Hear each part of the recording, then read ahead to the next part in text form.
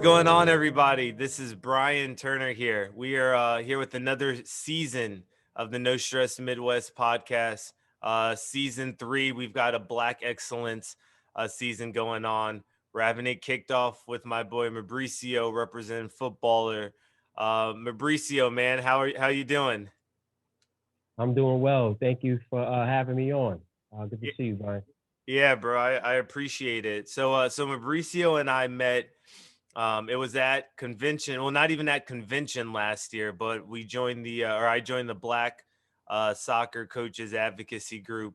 I saw Mauricio on one of the calls, and I recognized the footballer name from one of our mutual friends, Dakota, who used to, rep his stuff. Well, I'm sure he still does, but he's not here anymore, but would rep his stuff, and he would talk to me all about this dude up in New York that was doing this training thing like what I was trying to do, but on a way bigger scale, and then our paths crossed. So here we are. So Mabricio, man, talk to me a little about you. Give me just some background. Where are you from? Where are you? Where do you live? What are you doing, man? Just kind of talk to us about it. Well, I'm a native New Yorker. I grew up in Queens, New York, and I played soccer mostly in Long Island. That's where the better leagues were in the suburbs. But I'm fortunate enough to my mother and father come from Jamaica. So I'm the first, I guess, generation of Americans to be born here, and just grew up loving the game. Had no choice to play football in my family. My father was a soccer star in Jamaica. My uncles were prominent footballers in Jamaica. Yeah. Cousins played. So I had a family. If you didn't play soccer, you had to be a top student. Otherwise, nobody talked to you or you were irrelevant. What are you contributing to the family, right? If Yeah, it's you're like not playing. nobody had anything to talk to you about. My father's a professor. My uncle's a professor. So Right. it's all soccer and education, and sports and education. That's the soccer, sports and education in our family. So I grew up very humble background. Come from a interesting neighborhood, and soccer. I can always say I think not only was a blessing for my life, but I think it saved my life. Yeah. So what was the youth landscape like with you playing? You said you would go up to Long Island to play in some better competition, but Yes, was it a lot of black people? Was it suburban? I'm not familiar with the New York outside of outside. Manhattan Yeah, area. Yeah. yeah. So I played for Auburndale, which is one of the few Queens teams that played in Long Island League. So my team was mixed up of Italians, Irish, um, and one Puerto Rican. I was the only black, and I really had also Polish as well, Okay. and also we had Jewish players. So we were kind of a mixed up of a city type of mold. But again, soccer wasn't at the time when I was playing. Wasn't too common in the black neighborhood because we didn't have the resources. There wasn't a lot of actually clubs. So my father, who loved the game so much, he made sure that he reached out and kind of did a lot of research and trying to find other programs I can be involved with. So Right. playing for Auburndale meant something. We were the kind of like the city kids coming to the suburban areas, and we were considered, a little bit rougher, a little bit more ethnic. Yeah. And so we took a lot of punches and took a lot of bias from a lot of referees. For But sure. myself, I was definitely one of the only black players on the field from 10 years old, I say, to 16, 17, continuously. So I was used to that. It was Yeah. rough. It was a different time period than it was now. There weren't any black coaches except for my father, who coached my team when he can and went to practices. But he had a full time job, and it was tough for Right. him to coach the team. So the first time making select team and state team, and now you're really integrating with the suburban kids and going to their homes and seeing the privilege they had was definitely an eye opener and made me a more worldly person. But at the same time, I went through a lot as a child. At 10, 11 years old, getting called nigger on the field, and having to deal with that experience as a young child was very, very interesting, and it kind of makes you aware of the world at an early age. And then, I had some great coaches like, man, I had some magnificent coaches. I want to give them shout outs, All right. like Pat. I had people like Jordan Celia, who's a former MS player. His father, Renato, is Brazilian, who's one of my early coaches. Those guys were phenomenal and big influence in my career. But then I had a lot of other coaches who were totally opposite. Kind of wanted to, made it a little bit harder for me. But again, it made me stronger. And we're here now and just trying to make a difference for the next generation to come. For for sure. So, and you talked about your team being made up of, I mean, as a melting pot of heritages that was on that youth team. So, on top of you being called a nigger, I'm sure when you would go out to these other places, your teammates would experience the same thing, right? Just maybe being called something different. So was there some or not or maybe not necessarily if you want to chime in there real quick. Um, in terms of them, at the end of the day, I really can't speak on their experiences. For sure. I know definitely myself was always the person who was kind of you know, excluded a little bit in terms of dealing with referees, in terms of dealing with other players. And again, we were tough kids, so I really didn't care about other players, especially after dealing with that incident being called a nigga at a certain age. I really didn't care what other players did or said. The problem was referees and coaches, right? When the Right. referees kind of had a bias, you know, how they referee the game and towards you and how they dealt with you in situations of getting certain, yellow cards or fouls called or Or not not getting fouls foul called. called on you. Yeah, yep. And then you have the situation where you're dealing with coaches who you don't get the recognition or you don't get the opportunities that other players get. Um, it's pretty frustrating. So you learn quickly you have to be 2 or 3 times better than the competition to really get your due. Yeah. And so that was some hard life lessons. But the blessings is that I got that deal with that so early that I was prepared for the world when I got to come of age. All right.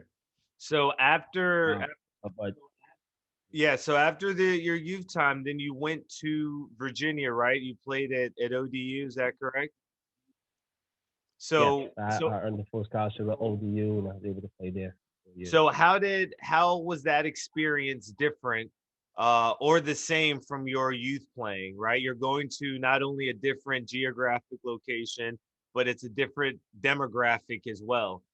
Were there any similarities, things that still carried over? Did you think things maybe got better? Just kind of talk to us about your experience while you played there.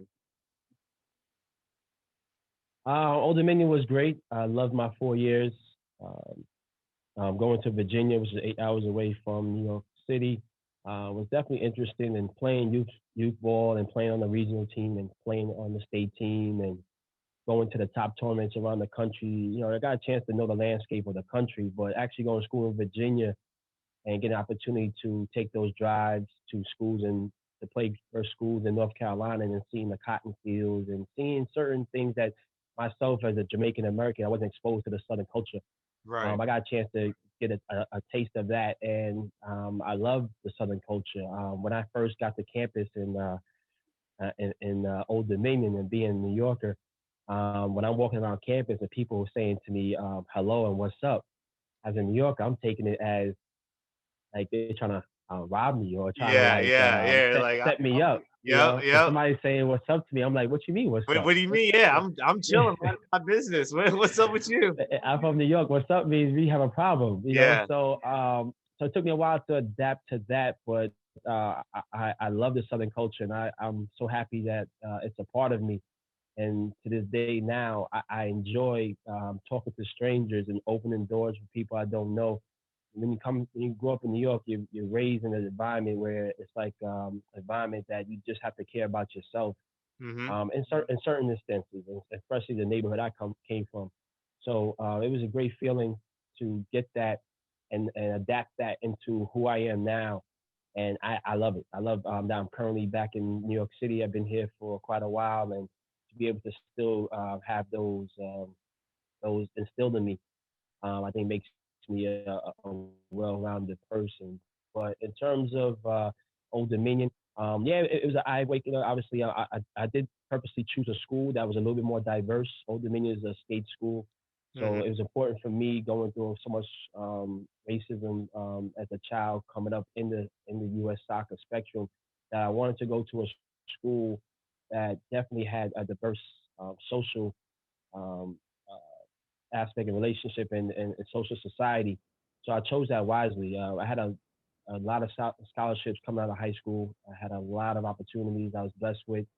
And, a lot of them I had to not think soccer first, but think if I would be comfortable there. So I was definitely strategic on that. So Old Dominion is a school that, like I said, we did have not saying huge, but we did have I think maybe 30%, 20% black student base, and I was able to participate in a lot of that, and that helped me off the field. On the field, was definitely struggles at that age. When you're a little bit older, again, I don't care about people who call me names and stuff like that. It's Right. the systematic racism that things I can't control that I have an issue with. And I had a coach that I think I definitely don't think he was racist. I just think that he definitely learned, and I was maybe one of his first experience of dealing with a New York Northern um, maybe black athlete, where it was a little bit different in terms of how he can relate to me and how he can kind of coach me. Yeah. I think I try to hold myself high as being a great teammate and a person that who puts his team and his brotherhood of fellow teammates first. And it's just the small things that I think like having to adjust to other players and the players adjusting to me. I think Right. that's what kind of what I think only issues I really had. Big shout to Old Dominion and Coach Dawson. I think he grew as well. Maybe I'm sure he got better because of how to do it.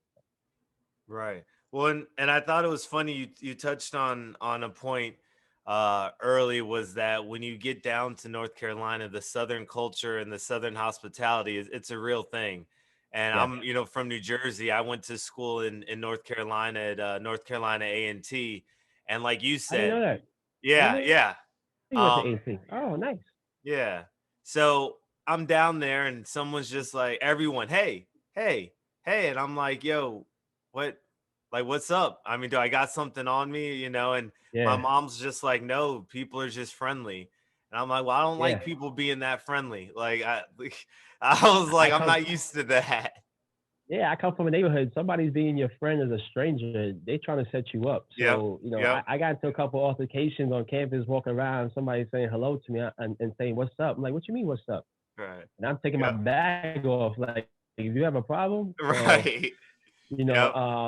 that was great. And again, like, yeah, but I love that I had that experience because again, I was able to kind of, incorporate that in the person I am now, and I love that. And like, if I didn't have that exposure, who knows what type of person I'd be if I've even been nice to you, Brian. Right. So, Hey, exactly, man. Like, who's this dude hitting me up on this Zoom message? I don't know this fool. nah.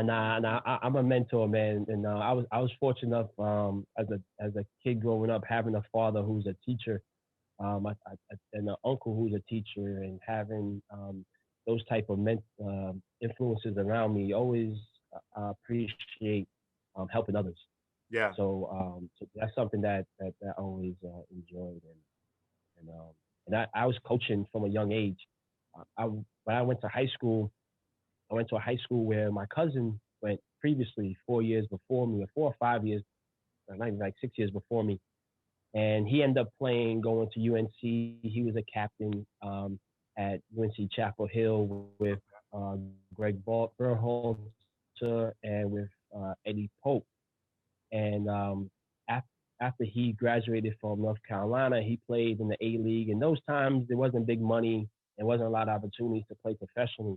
Right. And he knew what he went through in high school, having a coach that really wasn't a soccer guy and he just made you run. And the experience for him was awful. So he Hmm. loved me so much that he came back for my senior year to coach me. And he was assistant coach at that time to help out the program.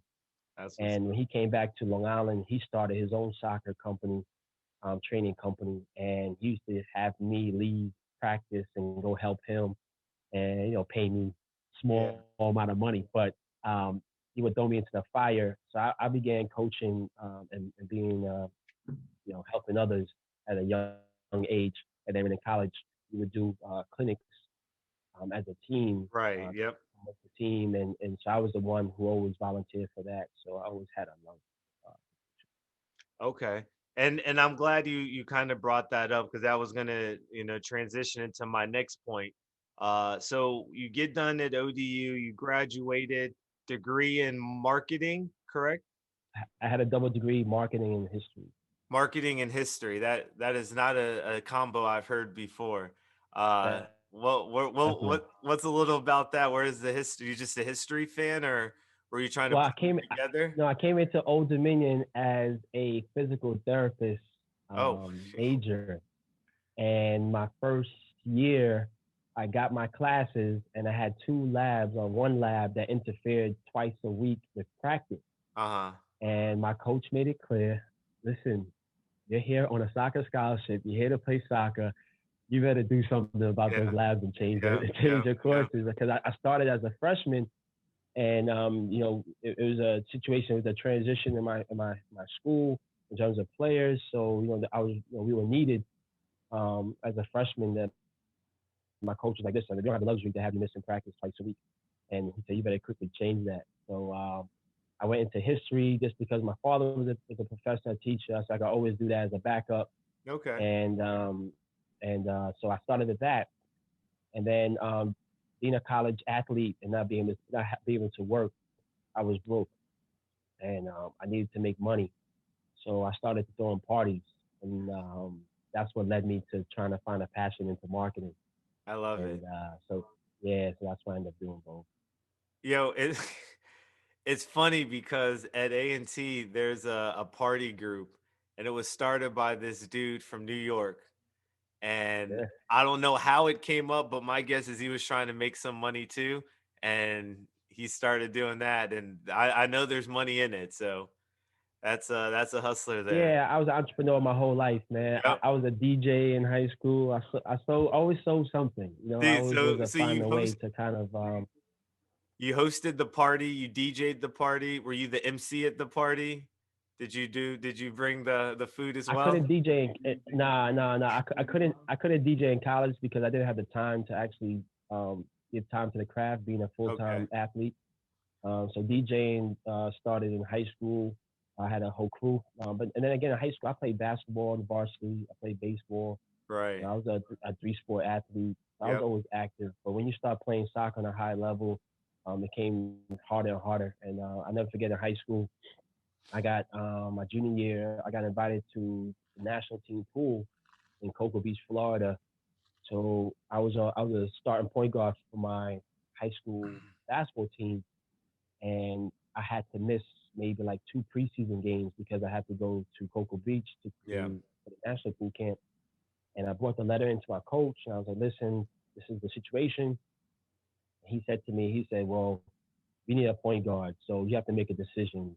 Either you go to Cocoa Beach and miss two preseason games, or you stay here and be the point guard we need." And that pissed me off. I said, "Hold on, I'm 5'5". There's no way I'm playing In the NBA. professionally. Yeah. Yeah, or I'm gonna get a D1 scholarship to college. I could probably get lower division or something like that. But I said I have an opportunity to make the national team, and this is huge. And you just that selfish that you wouldn't even compromise with me. So that was definitely eye awakening. But uh, I remained a person who always I couldn't stand still. I always had to always a person always thinking, always ways to do something different.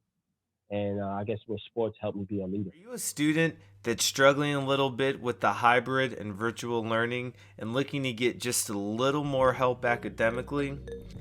Or are you a parent that has a child who's struggling to keep that same level of discipline and rigor that they had in the classroom at home? If any of these apply to you, check out No Stress Midwest Education. an academic tutoring service where we offer both in person and virtual tutoring. One of the things that separates us from others is that all of our tutors are board certified educators in Kansas and Missouri in a variety of specialty topics and familiar with the latest curriculum in school districts around the metro area. We are passionate about helping students achieve their goals in the classroom and also committed to helping students build the necessary skills and tools they will need in the future to succeed on their own. Our team follows the latest guidelines from the CDC. We require masks for all in-person tutoring to protect both the student and the tutor. Our tutors will either travel to your home or meet at a predetermined location to conduct all in-person tutoring sessions. All we need is a space for learning, and we're ready to go. At No Stress Midwest, we truly believe in developing the well-rounded student athlete. No Stress Midwest does not tell you what to think, but teaches you how to think. No Stress Midwest Education, an academic tutoring service. For more information, visit www.nostressmidwest.com/education. Yeah. All right. So talk to me about footballer. When did that start? How did it start? What were some of the early influences of it? And just kind of fill us in on it. I see you've got the hat on, you've got the crew neck on. So let's hear it. Yeah, so I didn't mention I have an older brother who's 8 years older than me. And one of the reasons why I chose Old Dominion is because he was down there playing in the A League for the Virginia Beach Mariners, I think the name of the team at that time. I'm not sure if he was just transitioning to coaching. Yeah, so he was actually coaching. He was assistant coach over there. Okay. And he was also teaching at a private school in Virginia Beach, and he was actually coaching in the area.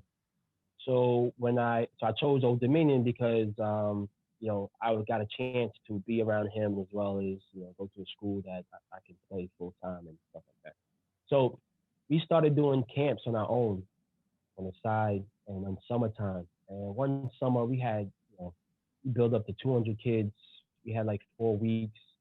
It was just a great, great, great, great summer. And me myself being an entrepreneur, I sat there one day and I said, um, these kids come to camp, have a great time, they go home. It'd be great to do something and provide something that gives them uh, a way of life and the culture of soccer off the field. Because I found the problem was that kids would come, they'll train, play soccer, and then they'll go into the house, drop their book bag in their garage, and then soccer is over for them until the Yeah. next practice. Yep. Yep. And I felt to grow the game in the country, in America, for it to be popular, for it to be on how my father grew up, where soccer was the number one sport, culturally we had to grow. It had to be a situation where people had to live it how I lived it, my brother lived it.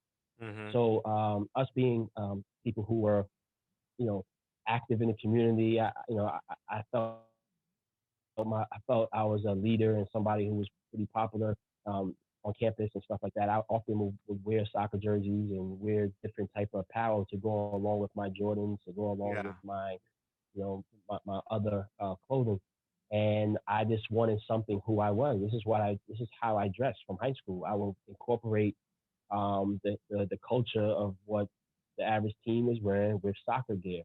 Yeah. And so we just wanted to develop something that kind of represented that without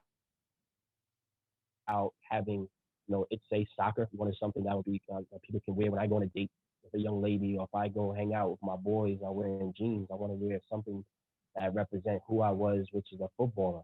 Mm-hmm. And soccer taught me life lessons, and soccer showed me around the world. I was able to travel the world before I was 16 years old, all through this ball that I fell in love with. So I just knew that it was a fraternity, and I wanted to make a clothing line that represented that. Brian, if I met you in the elevator, I didn't know who you were. We had no idea. And once we knew that we had a love and a passion for Champions League, and we thought Arsenal sucked, I thought Arsenal was the greatest team in the world. I There was a see that. boundary that was always breaks, Yep. and so I wanted to develop a line that represented that.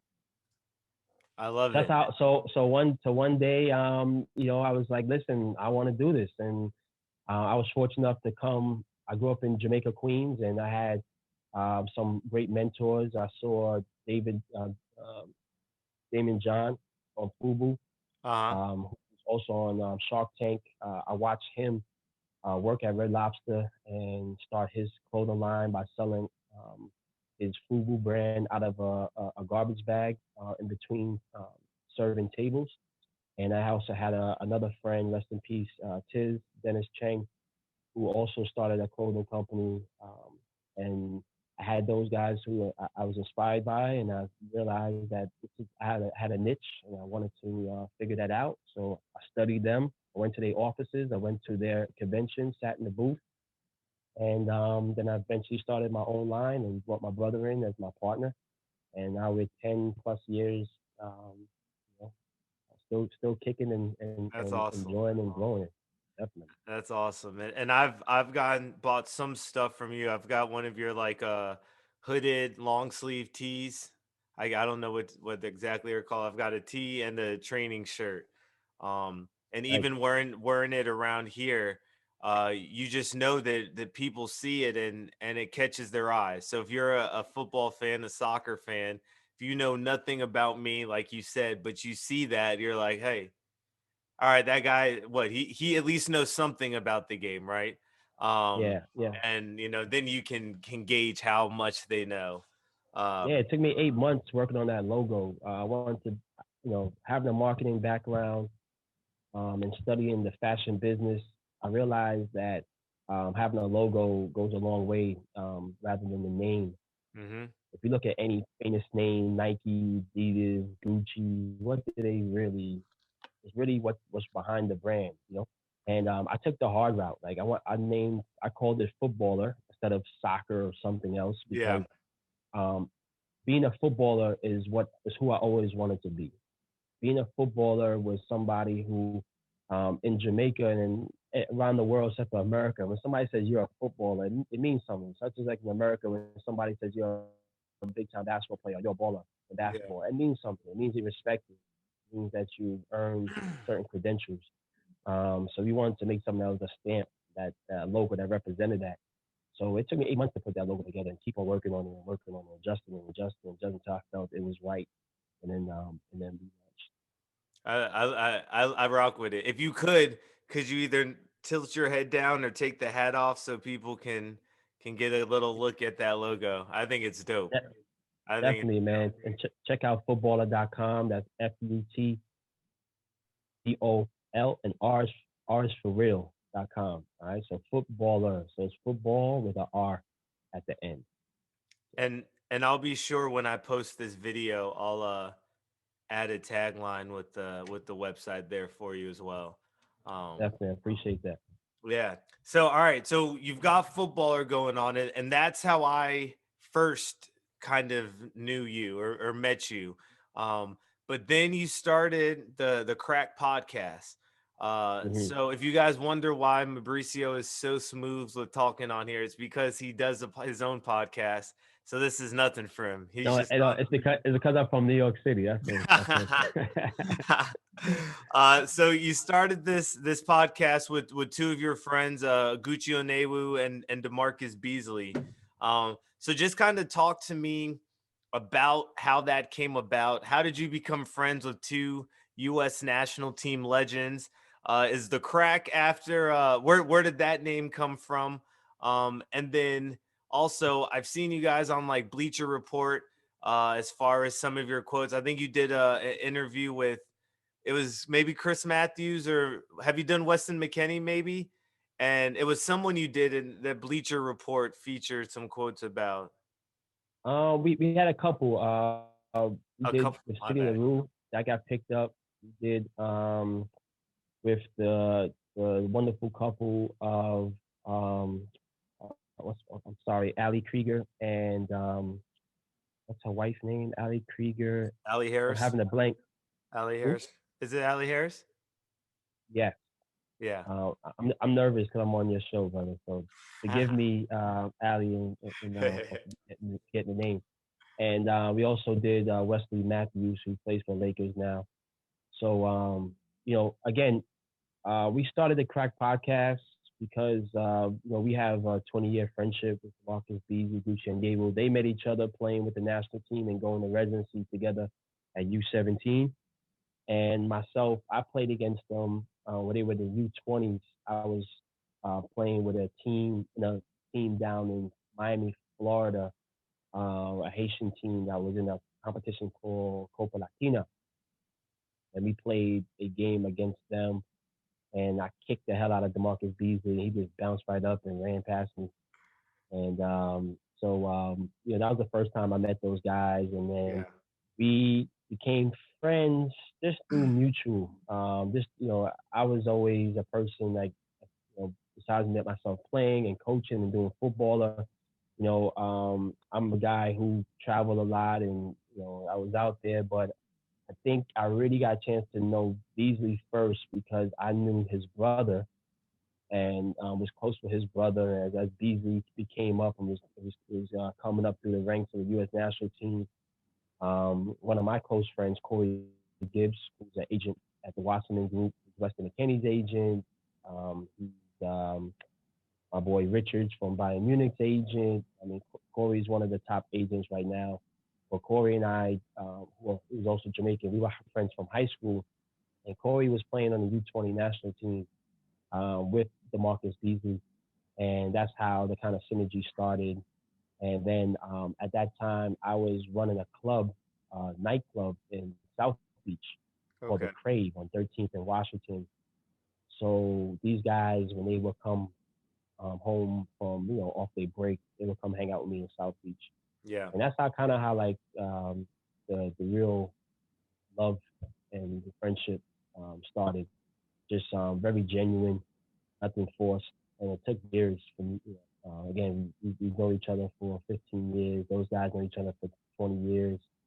So we had like a crew that we were always talk, hang out together, meet up in off season.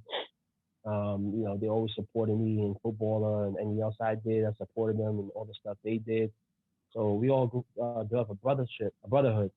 So I was doing media in football. I had my own YouTube page. I was doing interviews with players. I've been doing this for 10 years.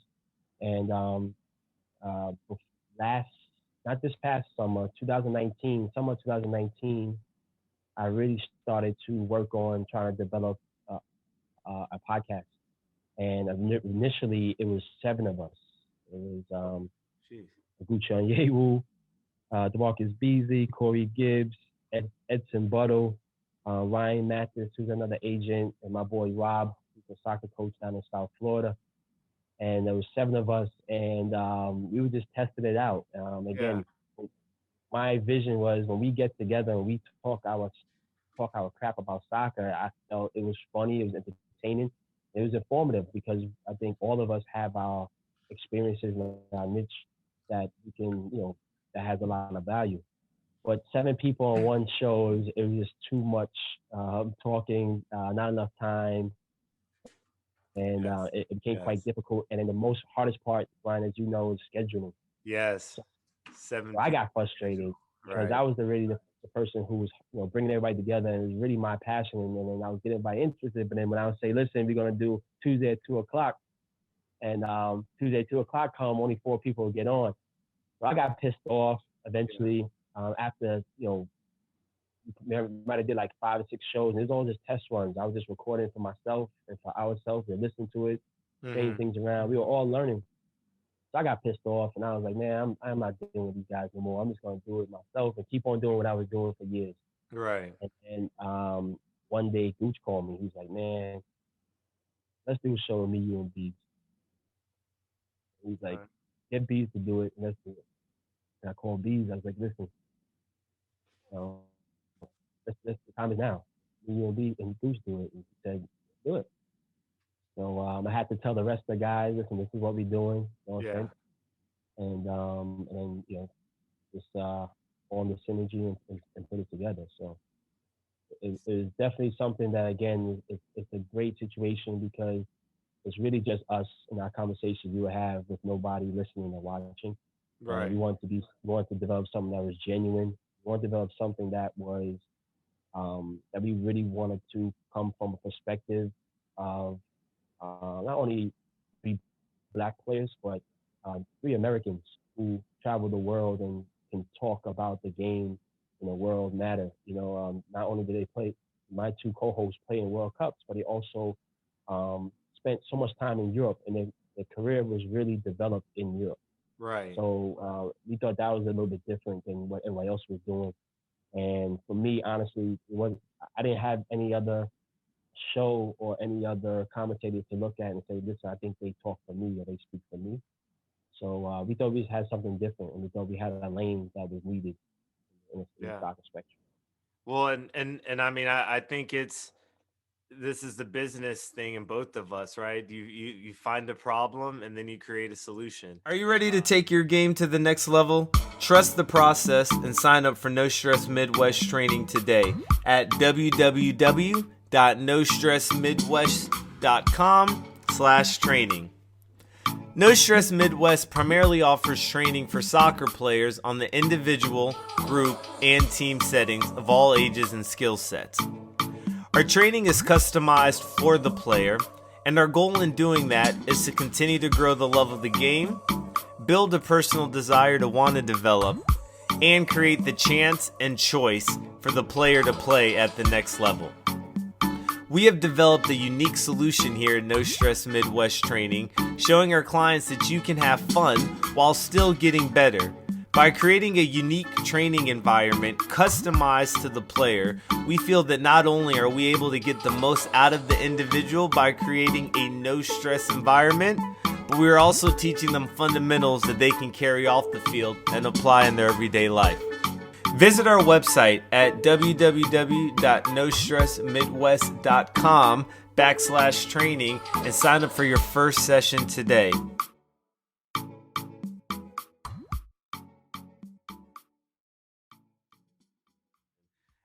And I think that, of course, Aguchi Anewu and DeMarcus Beasley, if you don't know their names, then I'm gonna guess you're not a big soccer fan.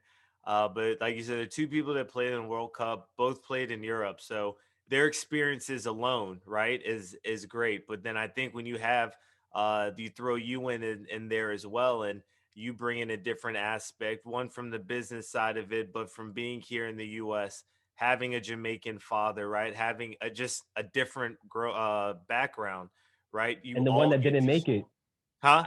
I want to represent the kid that the footballer that didn't make it. You know what I mean? Like Boom. Yep. that's Yep. I look at Demarcus Beasley and Gucci Abu as one percenters, as people that listen. Your career and what you did was special, and that is very hard. Um, that takes quality, that takes hard work, that takes luck, and that takes opportunity.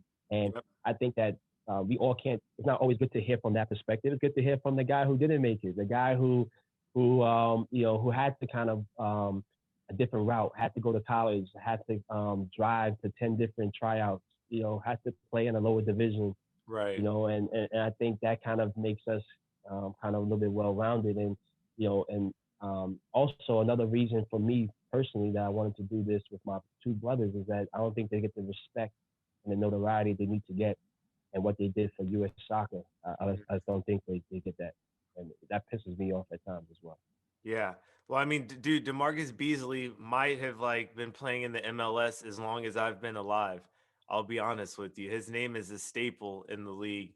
I can remember watching. I did. I'll be honest. I didn't know Aguchi Onyewu until right before the '06 World Cup, and I just remember seeing for the first time because I played sweeper for my club team. So seeing a black guy playing defense and then just absolutely wreck. I mean, absolutely wrecking people on any 50-50 ball. He was a player that me and my high school coach both enjoyed watching. And I know that my coach said that Oguchi One was one of his favorite players. Um, so at least on my end, the respect is there. But agreed, I don't think it's there. I think there's definitely other players, other type of players that get the notoriety more. And yeah, I'm with you on there, man. Making it what's the word, awareness, on Um, these players and showing that they're footballers, they're ballers, right? In every sense. So and they're go ahead. respected worldwide. Yeah. Yeah, I remember that Demarcus Beasley. And go ahead, sorry. No, no, no, no, no. Go Yeah, ahead. Go ahead. Demarcus Beasley. I mean, not only did he obviously not only did he play in the MLS, but Demarcus Beasley played for PSV, which was one of the top teams in Europe at that time in Holland, and played in the semifinals of the Champions League and scored. Demarcus Beasley played at Rangers in Scotland and won championships and scored and started. Mm-hmm. Gucci Yewu played for, was at AC Milan. He won in Belgium. He won in Holland. He played in La Liga in Spain. He played at Newcastle.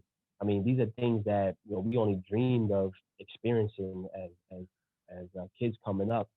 And I was fortunate enough to experience their career as a friend.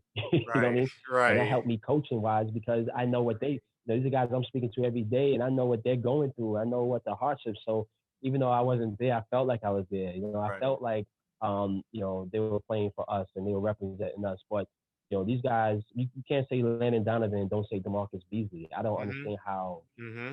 that gets lost in today's world. And I think that's just a situation where it's disrespect. But at the same time, I'm from a world where you just do it yourself, right? And why Exactly. wait on them to interview you when we can do it ourselves? I'm big Yep. on. I've always been an entrepreneur, and I'm big on owning and taking Yep. your own path and controlling it yourself. Just as Yeah. you do.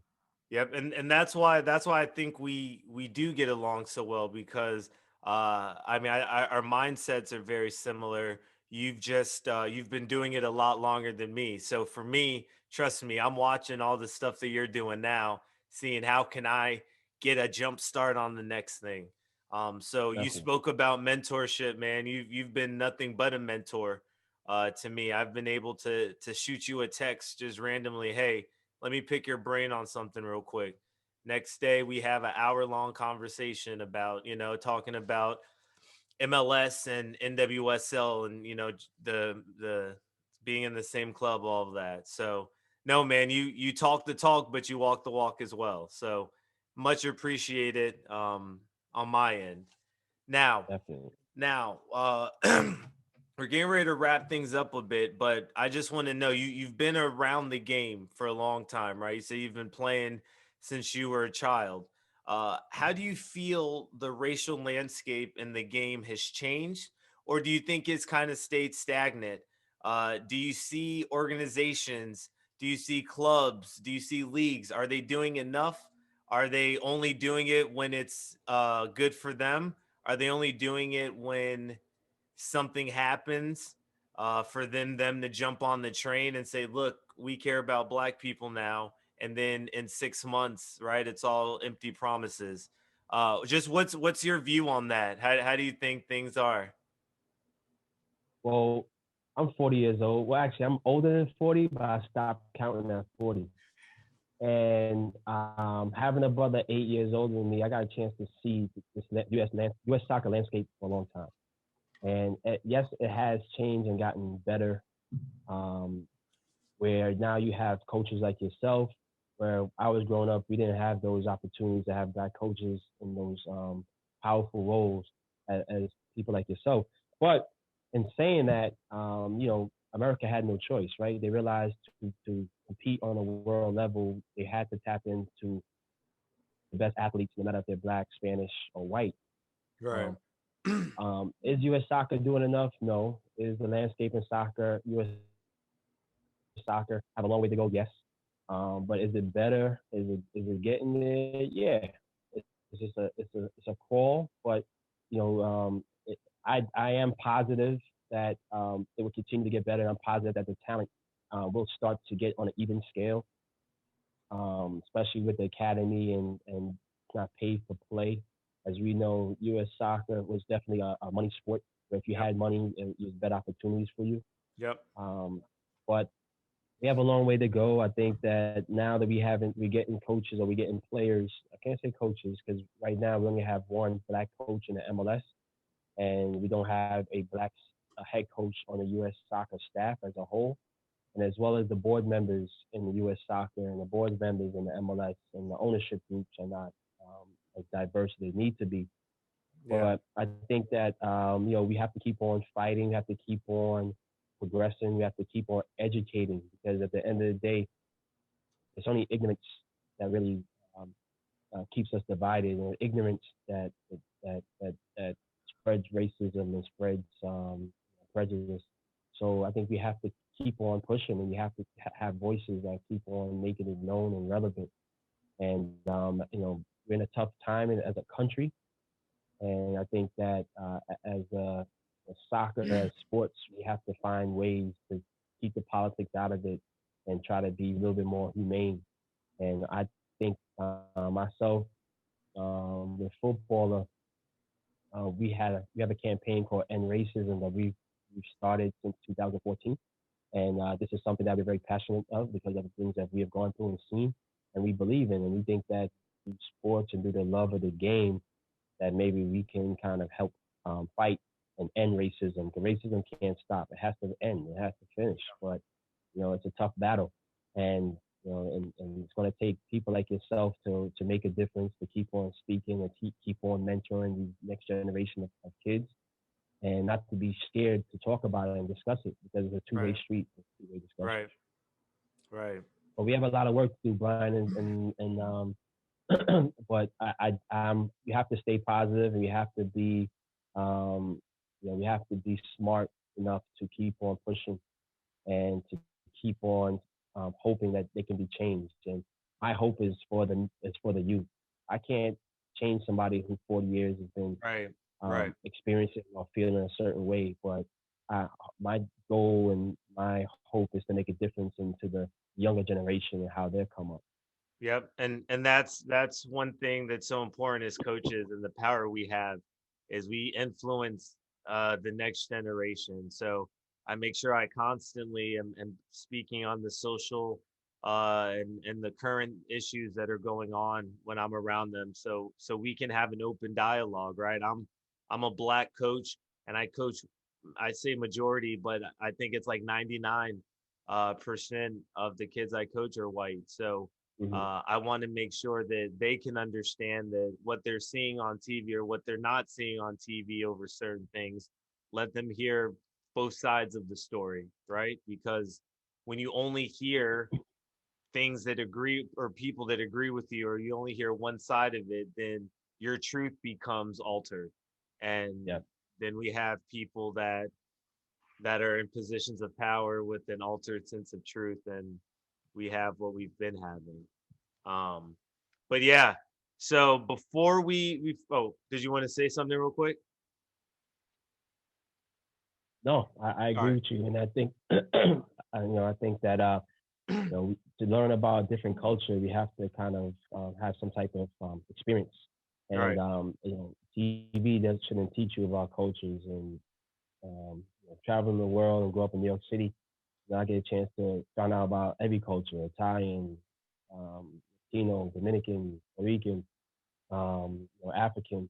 And I think that we all need to experience that and find a way to kind of, and soccer can do that. So I think that we have a great tool that can help this, which is the game. And I think like for yourself, you were a star at the convention this past year, and to see yourself up there. I mean, if they don't make you the head and the leader of the host, the main host next year, I got to write a letter. You know what I mean? Because what you did and seeing yourself up there is something that needs to happen more of, right? Yeah, And it's going to take a lot of work. But. for sure.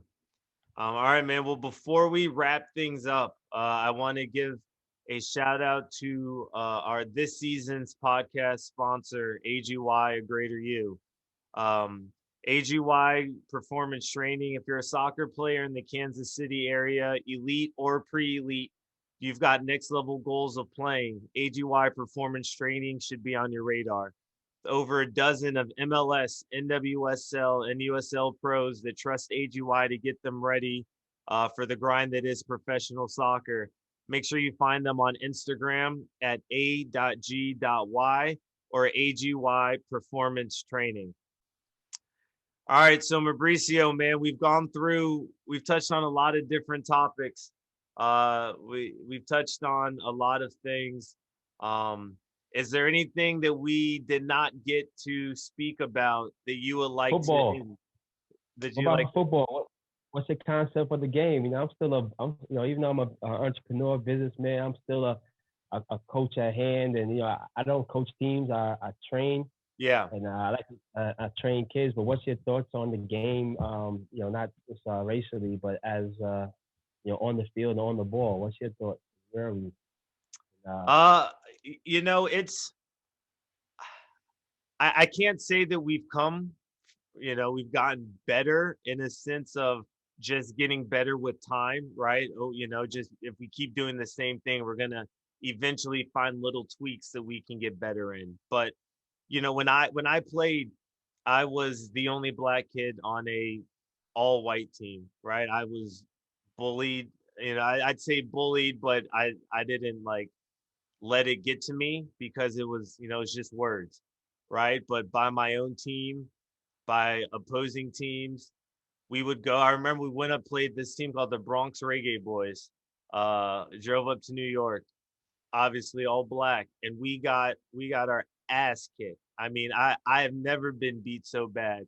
And the people on my team, they were scared because they've never played against black players that knew how to play soccer, right? And I think that's a big thing within our country, is that, I mean, soccer isn't the main sport. They're going basketball, football, baseball because the money's there.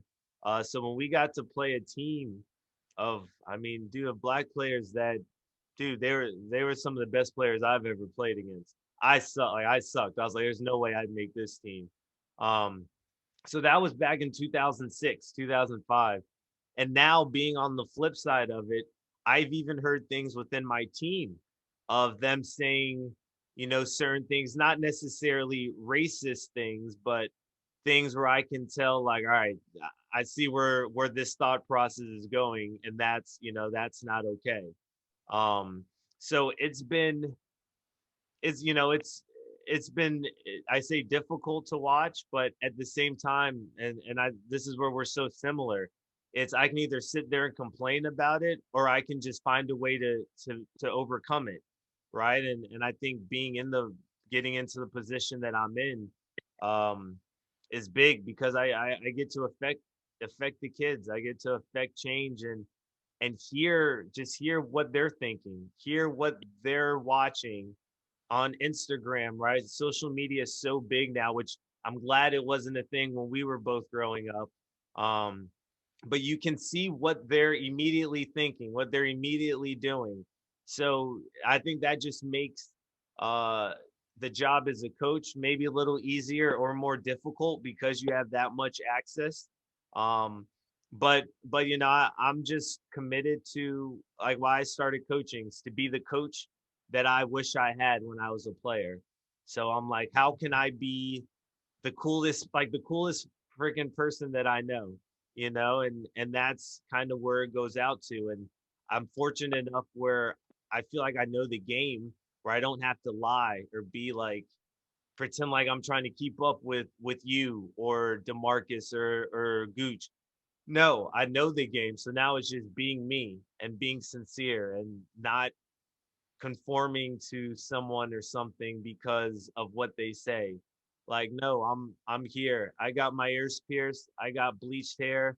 I got tattoos. I'm over 30. Like, that's who I am. And if you don't like it, that's on you. But it's gonna be a personal decision, right? It's not gonna be because I don't know my stuff or I'm not prepared for it. I'm saying, definitely, brother. Well, again, man, just keep up the great work, and we're proud of you. And you're just getting started, man. So I can imagine where you're gonna be down the line and how far you're gonna take it. Just don't forget the small people like us, right?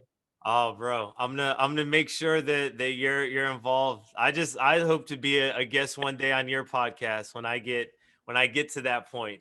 No doubt. Yeah, one day we'll keep that open. All right. No doubt. I got you, brother. All right, my man, Mabricio Wilson, a footballer, the Crack Podcast. I want to thank you for being a guest on a special season of our Black Excellence on the No Stress Midwest podcast. Make sure, and I'll be sure to tag all of his stuff on it, but check out his website, footballer, FUTBOLR.com. Check out the clothes. The Crack Podcast is on Apple, Spotify, all major streaming podcast services. Um, that's all we got today. Mabricio, man, you keep it pimping. We'll chat. All right. All right, B. Take care, brother. Yeah, easy. Peace.